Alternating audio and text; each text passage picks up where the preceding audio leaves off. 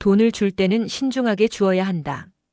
상대가 돈을 원한다고 해서 돈만 준다면 상대의 버릇을 나쁘게 해 오히려 뒤통수를 맞게 된다. 겉으로 보면 차갑게 들릴 수 있지만 사실은 매우 현실적이고 따뜻한 경고입니다. 국민 누구나 겪을 수 있는 상황을 통해 풀어보겠습니다. 돈은 도움처럼 보이지만 방식에 따라 독이 된다. 누군가 어려움을 호소하면 마음이 먼저 움직입니다. 당장 힘들다는데 돈부터 주면 되지 않을까?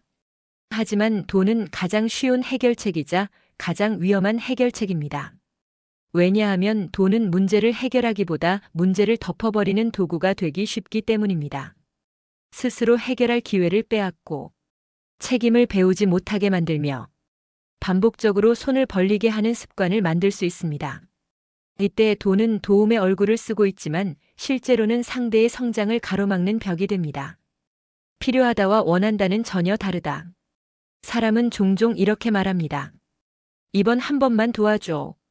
하지만 잘 살펴보면 정말로 자립을 위해 필요한 도움인지 아니면 편하게 넘기고 싶은 선택인지 구분해야 합니다. 돈을 요구하는 사람의 말보다 중요한 것은 그 이후의 태도입니다. 돈을 받은 뒤 스스로 일어서려 하는가? 아니면 또 다른 이유를 만들어 다시 손을 내미는가? 돈을 줄 때 신중해야 하는 이유는 돈이 사람의 진짜 마음과 자세를 드러내는 시험지이기 때문입니다. 돈만 주면 고마움이 아니라 권리가 된다. 처음에는 감사 인사를 합니다.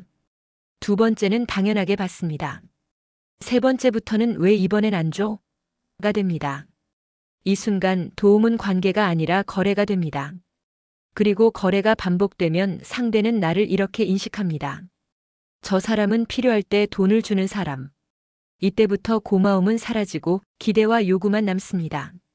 결국 도움을 끊는 순간 배신감과 원망이 돌아옵니다. 이것이 흔히 말하는 뒤통수입니다. 진짜 도움은 돈보다 먼저 기준을 세워주는 것. 현명한 도움은 돈을 주지 않는 것이 아니라 조건과 방향을 함께 주는 것입니다. 돈 대신 일할 기회를 연결해 주거나 일정 기간만 명확한 목적이 있을 때만 돕거나 돈보다 조언, 정보, 시간, 관계를 나누는 것. 이렇게 하면 상대는 깨닫게 됩니다. 이 사람은 나를 편하게 해주려는 게 아니라 내가 바로 서길 바라는 사람이구나. 그때 비로소 돈은 의존의 사슬이 아니라 도약의 발판이 됩니다. 신중함은 차가움이 아니라 책임이다. 돈을 쉽게 주지 않는 사람을 보고 정이 없다고 말하기 쉽습니다. 하지만 진짜 정은 상대를 망치는 선택을 하지 않는 것, 순간의 미안함보다 긴 시간을 바라보는 것, 관계를 소비하지 않고 지켜내는 것입니다. 신중함은 냉정함이 아니라 책임감의 다른 이름입니다. 마무리 정리. 돈은 사람을 살릴 수도 망칠 수도 있다. 도움은 상대를 편하게 만드는 것이 아니라 바로 서게 하는 것이다. 돈을 줄 때는 마음보다 기준이 먼저여야 한다. 신중한 도움만이 관계를 지키고 사람을 키운다. 이 말은 결국 이렇게 요약됩니다. 돈을 아끼라는 말이 아니라 사람을 망치지 말라는 말이다. 도움은 크기보다 방향이 중요합니다.